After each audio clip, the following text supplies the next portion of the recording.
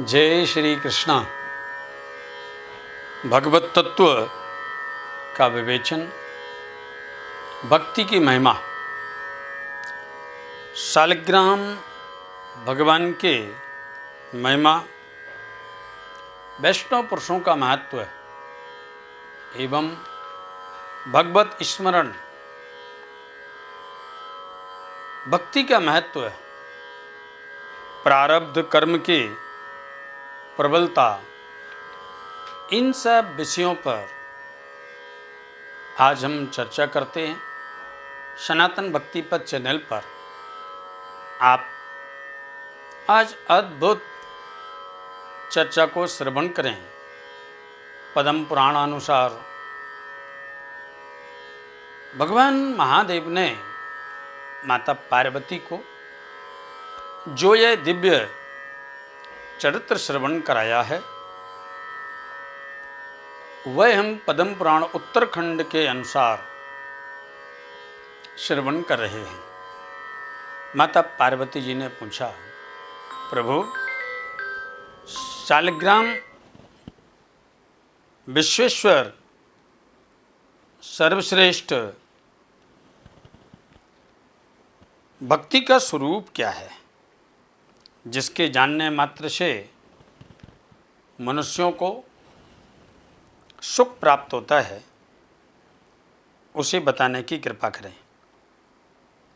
तब महादेव जी ने कहा, देवी, भक्ति 3 प्रकार की बताई गई है। सात्विक, राजसी और तामसी, जो कि कनिष्ठ भक्ति है। सर्वश्रेष्ठ सात्विक भक्ति होती है। मोक्ष रूप फल की इच्छा रखने वाले पुरुषों को श्री हरि की उत्तम भक्ति, सात्विकी भक्ति करनी चाहिए। सात्विक, राजसी और तामसी भक्ति का अंतर क्या है, यह पहले समझ लें। जो भगवत तत्व जान करके भगवत स्मरण के साथ, भजन के साथ, पूजन के साथ, यजन के साथ केवल और केवल भगवत प्राप्ति चाहते हैं, वह सात्विकी भक्ति है। राजसी भक्ति कौन है? जिसमें भक्ति करने के साथ भोगों की कामना रहती है, अथवा जो भक्ति के फल के रूप में भोग की कामना करते हैं, वह रजोगुणी भक्ति है, जिसमें अनेक प्रकार के संकल्प हैं और संकल्प की सिद्धि रजोगुणी भक्ति का स्वरूप है। तो तामसी भक्ति क्या है? जिसमें हठ योग के द्वारा किसी दूसरे व्यक्ति का अनिष्ट करने का भाव, या फिर किसी प्रकार से भी वह तमोगुणी वृत्ति के अनुसार संसार को, समाज को दबाने के लिए शक्ति को अर्जित करता है, वह तामसी भक्ति है। सात्विकी भक्ति सर्वश्रेष्ठ कही गई है। अहंकार को लेकर दूसरों को दिखाने के लिए अथवा ईर्ष्यावश या दूसरों के हानि करने की इच्छा से जो किसी देवता की भक्ति की जाती है, वह तामसी भक्ति बताई गई है। जो विषयों की इच्छा रखकर अथवा यश और ऐश्वर्य की प्राप्ति के लिए पूजा की जाती है, उसकी भक्ति राजसी मानी गई है। ज्ञान परायण ब्राह्मण तथा भक्त कर्म बंधन का नाश करने के लिए श्री भगवान नारायण के प्रति आत्मसमर्पण की बुद्धि रख कर के जो भजन करता है, वह सात्विकी भक्ति है। अतः देवी, सदा सब प्रकार से श्री हरि का सेवन करना ही व्यक्ति का मूल लक्ष्य होना चाहिए। सात्विकी से सात्विक गति प्राप्त होती है। सात्विक गति क्या है? वह भगवत प्राप्ति है। सात्विक गति है सत्यनारायण की प्राप्ति। जो सत्य है वही नारायण है और जो नारायण है वही सत्य है। सात्विकी भक्ति वह ब्रह्म की प्राप्ति कराती है, नारायण की प्राप्ति कराती है। भगवान गोविंद में भक्ति रखने वाले पुरुषों को समस्त देवता प्रसन्नता पूर्वक वरदान देकर के अगाध शांति प्रदान करते हैं। व्यक्ति को शांति कब प्राप्त होती है? जब उसका कर्म बंधन शेष जो है वह समाप्त होता है तो शांति की प्राप्ति होती है। शास्त्र कहते हैं अशांतस्य कुतः सुखम। अशांत व्यक्ति के जीवन में सुख नहीं है और शांत व्यक्ति के जीवन में दुख नहीं है। जो शांत है वही परम सुखी है। ब्रह्मा आदि देवेश्वर उसका मंगल करते हैं और प्रधान मुनीश्वर उन्हें कल्याण प्रदान करते हैं। जो भगवान गोविंद में अगाध भक्ति रखते हैं उनके लिए सतत पूजन यजन जप तप करते हैं। ऐसे भक्त के लिए समस्त प्रकृति अनुकूल रहती है, ग्रह आदि अनुकूल रहते हैं। संसार के जितने दिक्पाल हैं वह सब अनुकूल रहते हैं। ब्रह्मा आदि देवता उस पर प्रसन्न होते हैं और उसके घर में स्थिर लक्ष्मी का निवास होता है। इसलिए ध्यान रखना सज्जनों, यदि आप वास्तव में भगवत भक्ति में लीन रहते हैं तो माता लक्ष्मी सदैव आपको आशीर्वाद प्रदान करती है। आपके घर में स्थिर लक्ष्मी का निवास होता है तथा उनके मन में सदैव शांति का भाव रहता है। भगवान गोविंद में भक्ति रखने वाले मनुष्यों के शरीर में सदा गंगा गया नैमिषारण्य काशी प्रयाग और कुरुक्षेत्र आदि तीर्थवास करते हैं। जो भगवत स्मरण में लीन हो जाता है, भगवत भजन में लीन हो जाता है, भगवत भक्ति में लीन हो जाता है, उसका शरीर ही तीर्थ के समान बनने लगता है। इसलिए शास्त्र कहते हैं जहाँ जहाँ चरण पड़े संतों के वह तीर्थ बन जाए। क्यों? संत वही है जो संसार के जगत के संबंधों से, जगत के व्यवहारों से, जगत के प्रभावों से, जगत के साधनों से, जगत की कामना से जिसके मन का अंत हो गया, उसका जीवन संत हो गया। ऐसा महापुरुष जब भगवत भक्ति में लीन हो गया उसके शरीर में सभी तीर्थों का वास हो गया। गंगा गया नैमिष पुष्कराणि काशी प्रयाग कुरुजांगलानि तिष्ठन्ति देहे कृति भक्ति पूर्वम गोविंद भक्तिम बहताम नराणाम। श्री महादेव जी कहते हैं देवी गंगा गया नैमिषारण्य पुष्कर काशी प्रयाग कुरुक्षेत्र तिष्ठन्ति देहे कृत भक्ति पूर्वम। तिष्ठन्ति देहे, यह शरीर सभी तीर्थ उसके देह में, उसके शरीर में वास करने लगते हैं। भक्ति पूर्वकम बहतम नारायणाम, जो सदैव भक्ति पूर्वक नारायण के भजन में लीन रहता है उसके शरीर में सभी तीर्थ वास करने लगते हैं। इस प्रकार विद्वान पुरुष भगवती लक्ष्मी सहित नारायण की आराधना करें। जो ऐसा करता है वह ब्राह्मण, वह भक्त सदा कृत तो होता है। इसमें तनिक भी संदेह नहीं है।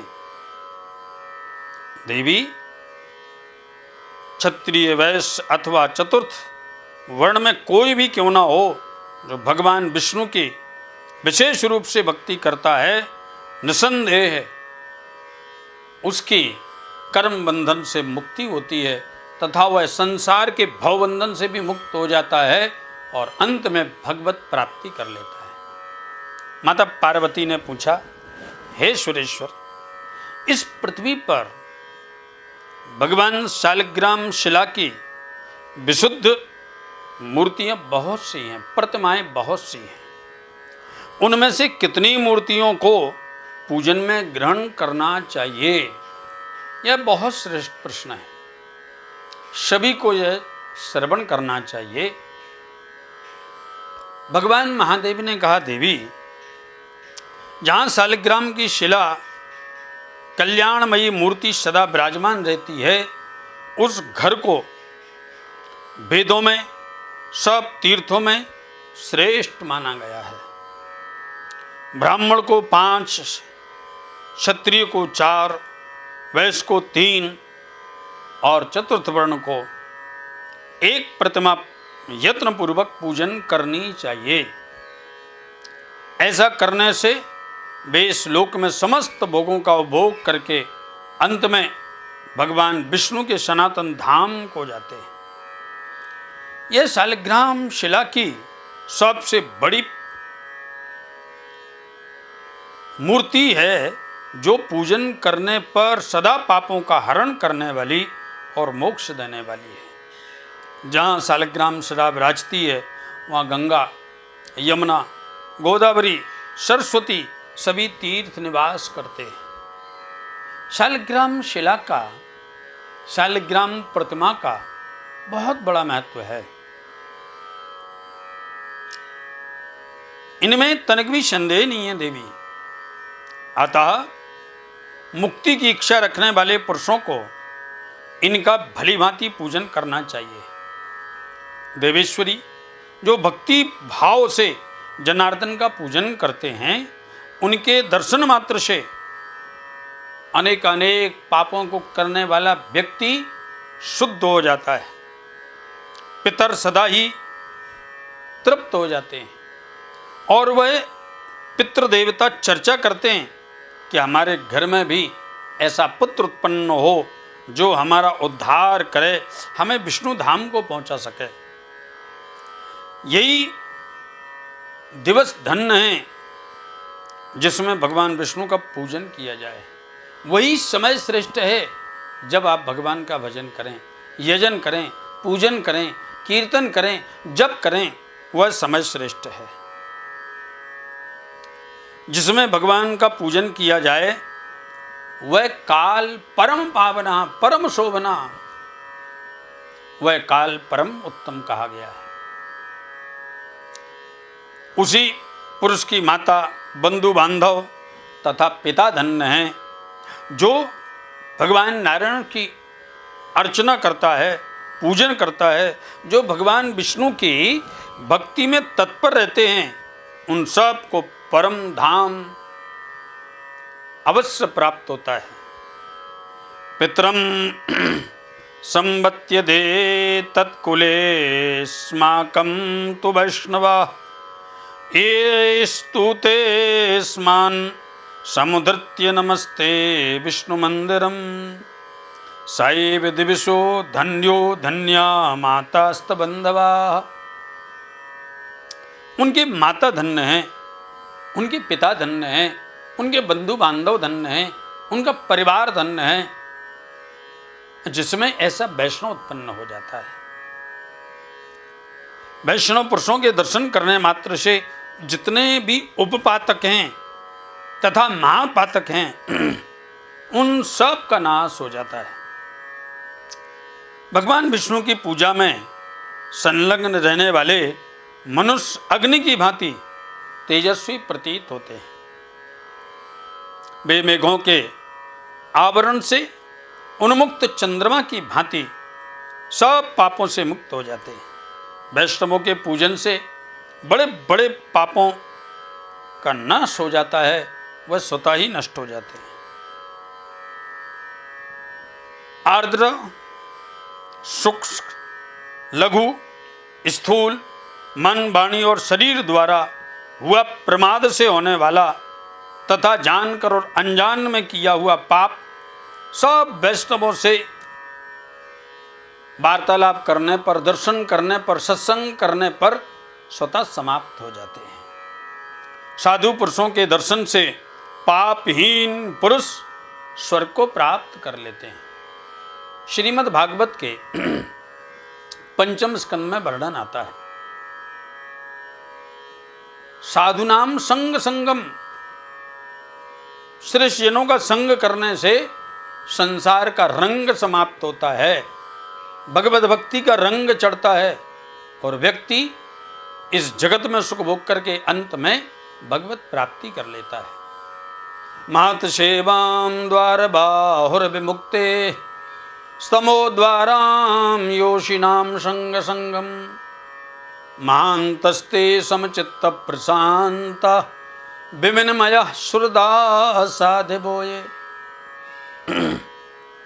श्री सुखदेव मुनि कहते हैं, राजन, महत सेवाम द्वार बाहुर विमुक्ते, जब तुम्हारे दरवाजे पर कोई महापुरुष का आगमन होता है और तुम उनकी सेवा करते हो, अपने बड़ों की सेवा करते हो, महापुरुषों की सेवा करते हो, उनकी सेवा के प्रभाव से तुम्हारा कर्म बंधन समाप्त होता है, तुम्हारी पाप राशि समाप्त हो जाती है, तुम्हारा जीवन आनंदमय होता है, शांत होता है। और योषिनाम संग संगम, योगियों के संग से, संतों के संग से, भक्तों के संग से भक्ति का रंग चढ़ता है और तुम्हारा जीवन पवित्र हो जाता है। और कहा है, ऐसे भक्त का स्वरूप कैसा होता है? बोले समचित्ता, उसका चित्त समानता में परिणत हो जाता है। वह स्वार्थकृत कार्य नहीं करता, वह परमार्थ के कार्यों में विलीन हो जाता है, लीन हो जाता है। उसके शरीर से, मन से, वाणी से, व्यवहार से परमार्थ के कार्य होते हैं। और जिसके जीवन में परमार्थ है, वास्तव में वही भगवान का श्रेष्ठ भक्त है। यह बिल्कुल सत्य है। भगवान विष्णु का भक्त पवित्रता को और भी पवित्र बनाने वाला तथा संसार रूपी कीचड़ के दाग को धो डालने में दक्ष होता है, इसमें तनिक भी संदेह नहीं है। संसार कर्दमालेप प्रक्षालन विशारदा पावनम पावनानां च विष्णुर्भक्तोर्न संशया। जो भगवान विष्णु का भक्त है वह पावनानां च पावनम, वह पावन को भी पवित्र करता है और श्रेष्ठ करता है। भगवान विष्णु का भक्त प्रतिदिन भगवान मधुसूदन का स्मरण करते हैं। उन्हें विष्णु में समझना चाहिए। देवम भूत्वा दबिम यजेत, जो देव के तुल्य होकर के देवताओं की आराधना में लीन होते हैं, वह देव स्वरूप हो जाते हैं। वेद शिव शिवो वेदो वेदाध्यायी सदा शिवा। वेद शिव है, शिव माने कल्याण, और कल्याण ही वेद है। और इसका अध्ययन करने वाला, स्वाध्याय करने वाला, पाठ करने वाला, जीवन में उतारने वाला, भगवत भजन करने वाला स्वयं शिवो भूत्वा कल्याण का स्वरूप बन जाता है। भगवान महादेव कहते हैं, देवी, भगवान के श्री विग्रह का वर्ण नूतन मेघों के समान, नील घटा के समान श्याम और सुंदर है। नेत्र कमल के समान विकसित और विशाल हैं। वे अपने हाथों में शंख चक्र गदा पद्म धारण करते हैं। शरीर पर पीतांबर शोभा पा रहा है। वक्षस्थल पर कौस्तुभ मणि देदीप्यमान हो रही है। श्री हरि के कंठ में बनमाला सुशोभित है। कानों में कुंडलों की दिव्य ज्योति से उनके कपोल और मुखारविंद की कांति बहुत बढ़ गई। किरीट से मस्तिष्क सुशोभित हो रहा है। कलाइयों में कंकण, बाहों में बाजूबंद, चरणों में नूपुर अद्भुत शोभा दे रहे हैं। मुकम्मल प्रसन्नता से खिला हुआ है। 4 भुजाएं, साथ ही भगवती लक्ष्मी विराजमान है।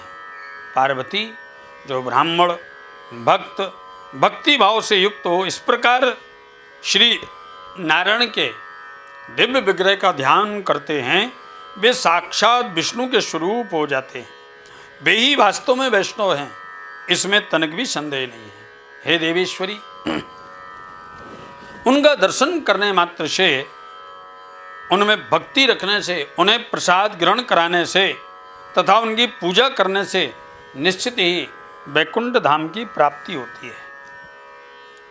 पद्म पुराण में श्री सूत जी महाराज कहते हैं, तेषां दर्शन मात्रेण भक्त्या वा भोजनेन वा पूजनेन च देवेशी वैकुंठम लभते ध्रुवम। ऐसे भक्त को वैकुंठ की प्राप्ति होती है तथा उसको वैकुंठ ही समझना चाहिए। माता पार्वती ने पूछा, हे अविनाशी प्रभु, भगवत वासुदेव के स्मरण कैसे करना चाहिए? स्मरण की विधि क्या है? वास्तव में स्मरण होता कैसे है? तब महादेव ने कहा, हे देवी, मैं वास्तव में भगवान के स्वरूप में, भगवान के स्वरूप का साक्षात्कार करने निरंतर उनका स्मरण करता रहता हूं। जैसे प्यासा मनुष्य बड़ी व्याकुलता के साथ पानी की याद करता है, जल की ओर जाता है, उसी प्रकार से मैं भी आकुल होकर भगवान श्री हरि का स्मरण करता हूँ।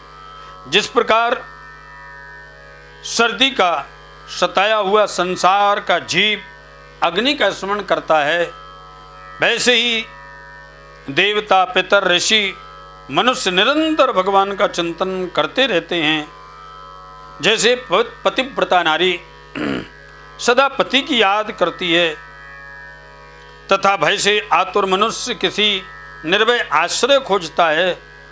धन से के लोभ में व्यक्ति धन का चिंतन करता है। पुत्र की इच्छा रखने वाला व्यक्ति पुत्र की कामना करता है।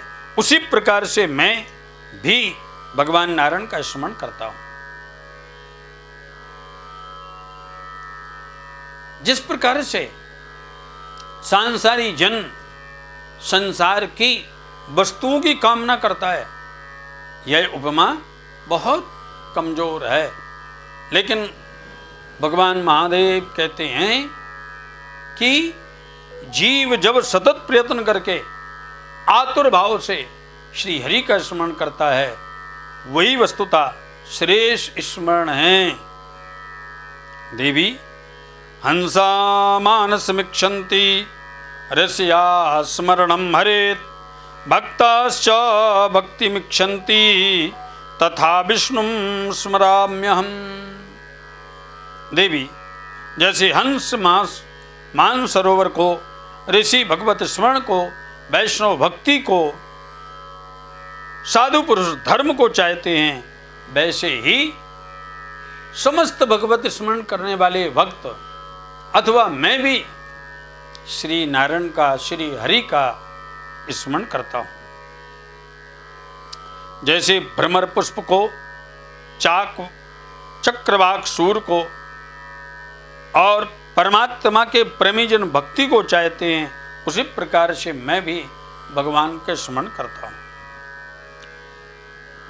बहुत सुंदर उपमा देते हुए भगवान महादेव ने स्मरण के प्रकार को बताया है और कहा है, सवै साधुर संयोगात् द्वारो भक्तिम प्रियायते, शरीर मिश्लिता यद्वश्चंद्रायोगादपास्तृते।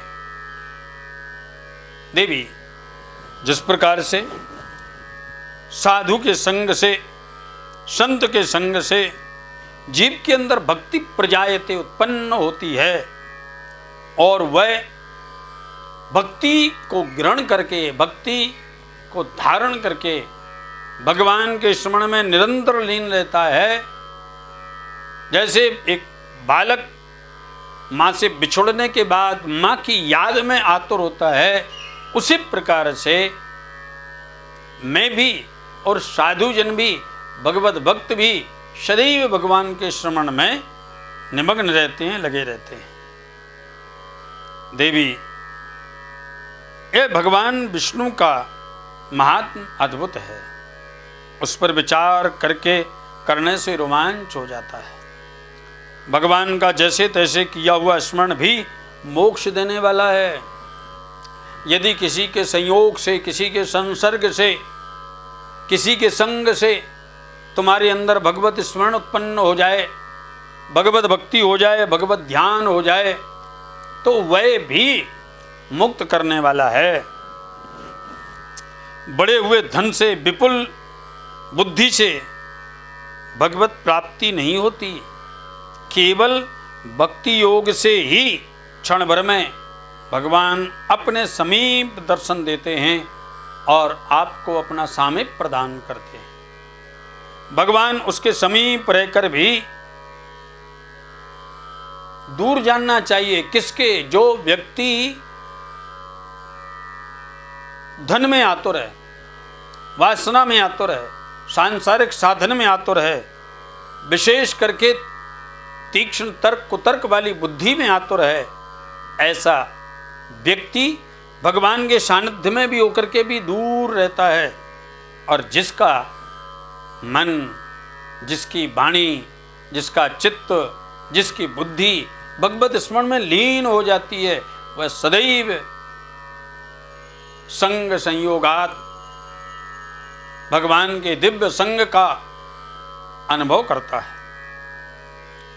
देवी, भक्ति योग के प्रभाव से भक्त पुरुषों को सनातन परमात्मा का प्रत्यक्ष दर्शन होता है। सनातन परमात्मा, हाँ, जो अनादि हैं, जो अनंत हैं, जिनका ना कोई आदि है, ना अंत है, ना मध्य है, वह सनातन परमात्मा है। भगवान की माया से मोहित पुरुष यह तत्व है, यह तत्व है, यों कहते हुए संशय में ही पड़ जाते हैं। लेकिन ध्यान रखना,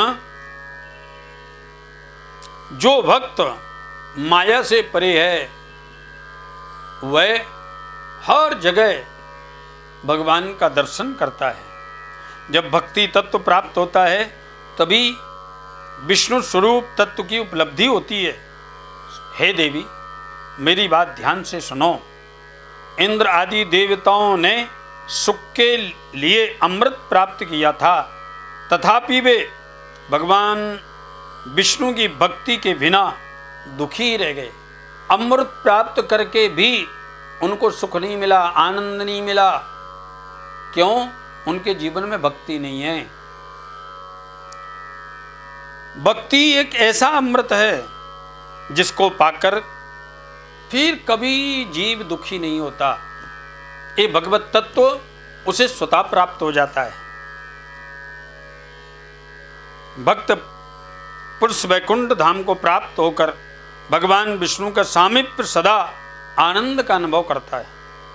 जैसे हंस हमेशा पानी को अलग करके दूध पीता है, उसी प्रकार से अन्य कर्मों का आश्रय छोड़कर केवल श्री विष्णु भक्ति की ही शरण लेनी चाहिए।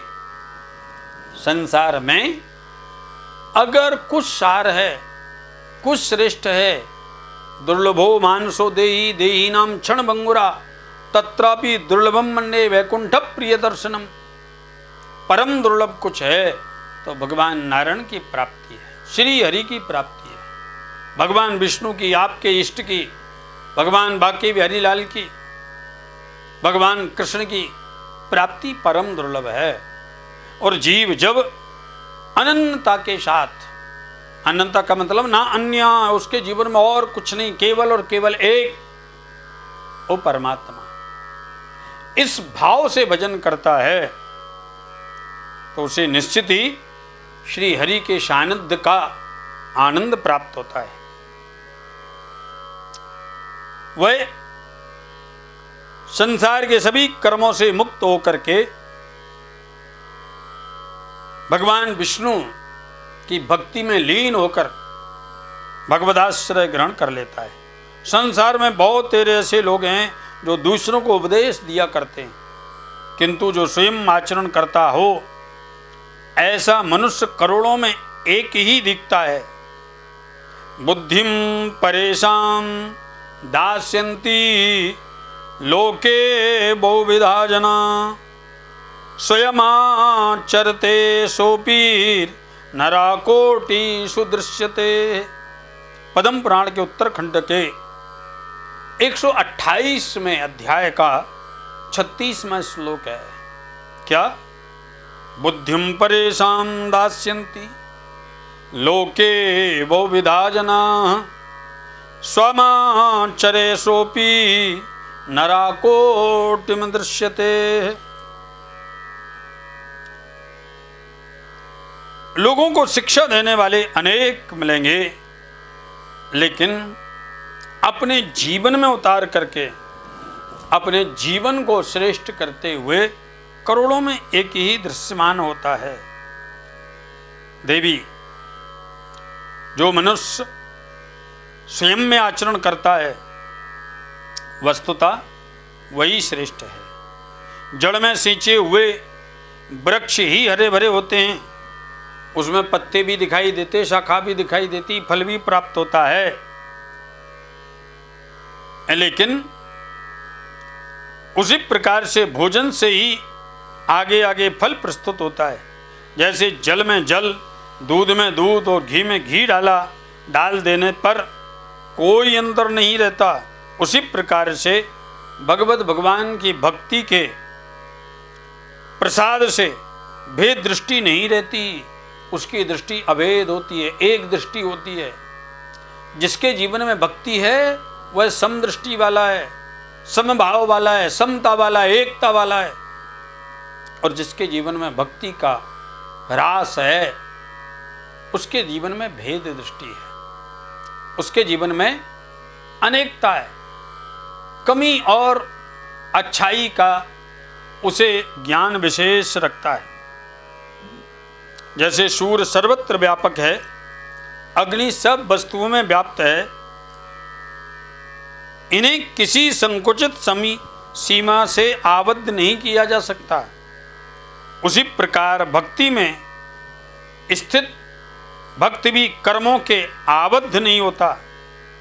अजामिल ने अपना धर्म छोड़कर पाप का आचरण किया था, तथापि अपने पुत्र नारायण का स्मरण करके उसने निश्चय ही भक्ति प्राप्त कर ली।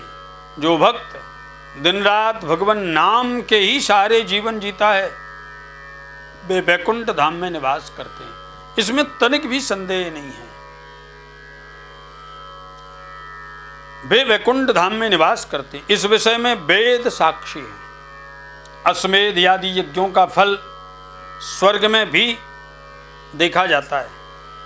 उन यज्ञों का पूरा पूरा फल भोग कर मनुष्य पुनः स्वर्ग से नीचे गिर जाते हैं, परंतु जो भगवत विष्णु के भक्त हैं वे अनेक प्रकार के भोगों का उपभोग करके इस प्रकार कभी नीचे नहीं गिरते, वह सदैव भगवान की पराभक्ति को प्राप्त करके भगवत धाम को प्राप्त करते हैं।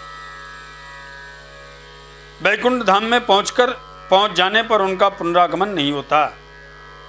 जिसने भगवान विष्णु की भक्ति की है वह सदा विष्णु के धाम में, भगवान नारायण के धाम में सायुज्य मुक्ति को प्राप्त कर लेते हैं और सदैव निवास करते हैं। भगवान नारायण की भक्ति के प्रसाद से उनका कभी अंत नहीं देखा गया। इसमें अनेक प्रकार के उदाहरण देते हुए भगवान महादेव कहते हैं, इसी प्रकार भक्त अपनी भक्ति के प्रभाव से श्री हरि के तत्व को जान लेता है। भगवत तत्व भक्ति से प्राप्त होता है, भगवत तत्व गुरु कृपा से प्राप्त होता है, भगवत तत्व ग्रंथ की कृपा से प्राप्त होता है, भगवत तत्व संतों के संग से प्राप्त होता है। भगवत तत्व बिना कृपा से बिना भक्ति के जीव को प्राप्त नहीं होता। कुछ लोग गंगा के किनारे निवास करते हैं तो कुछ लोग गंगा से 100 योजन दूर, किंतु गंगा का प्रभाव कोई कोई ही जानता है। उसी प्रकार कोई उत्तम पुरुष ही भगवत भक्ति को उपलब्ध कर पाता है। जैसे जीव मृग को देखें तो उसके अंदर कस्तूरी का वास है, लेकिन कस्तूरी की गंध को वह पूरे जंगल में खोजता है। कस्तूरी कुंडलव से मृग ढूंढे वन माए, वह भटकता है। वास्तव में महादेव कहते हैं, देवी प्रत्येक व्यक्ति के अंदर, प्रत्येक मनुष्य के अंदर भगवान का दिव्य निवास स्थान है। लेकिन जब वह इन इंद्रियों को अंतर्मुखी करके और उस तत्व को जान करके गुरु कृपा से भक्ति में लीन हो जाता है तो अपने सानिध्य में ही नारायण को प्राप्त करता है। एक अद्भुत कथा है। एक वृद्ध मां थी, अचानक उसकी कहीं सुई खो गई और खोई कहाँ थी? आंगन में, जहां वो बैठी थी। लेकिन रात्रि के कारण, अंधकार के कारण वह खोज ना सकी। दूर जाकर के उजाले में खोजती रही, परंतु जब सुबह होने लगा, सूर्योदय होने लगा, कुछ लोगों का आगमन हुआ। उन्होंने पूछ लिया, अरे देवी, तेरा क्या खो गया है? मेरी सुई खो गई महाराज। गिरी कहाँ थी? आंगन में। और खोज कहाँ रही है? चौराहे पर। गिरी है चौक में और खोजती है चौराहे पर। उन महापुरुषों ने कहा, अरे देवी, जहां पर गिरी वहीं चलो, वहीं खोजो, वहीं मिलेगी। और देवी जब उनकी बात को मान करके आई, चौक में गई, सुई खोजने लगी तो देखा सुई तो वहीं पड़ी हुई थी। बस यही हम सबका एक जीवन का सार सिद्धांत है। गीता में गोविंद कहते हैं, अर्जुन मैं कहाँ रहता हूं? बोले हृदय से अर्जुन तिष्ठति, मैं हृदय में विराजमान हूं। लेकिन क्या हमने कभी हृदय में खोजने का प्रयत्न किया? एक बात और ध्यान रखना, हृदय में नारायण है और नारायण हृदय में होकर के भी जब हम अपशब्द अवद्राचरण करते हैं तो क्या हमारा नारायण रुष्ट नहीं होता?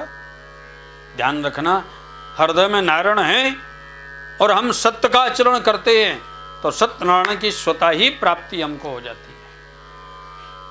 इसीलिए भगवान महादेव कहते हैं, देवी, इस संसार में जीव जब अपने अंदर नारायण को देखते हुए भगवत भक्ति में लीन हो जाता है, तभी उसे भगवत तत्व की प्राप्ति होती है और भगवत तत्व ही उसके कर्म बंधन को नाश करता है। कर्म बंधन कैसे समाप्त होता है? भगवत तत्व की प्राप्ति से।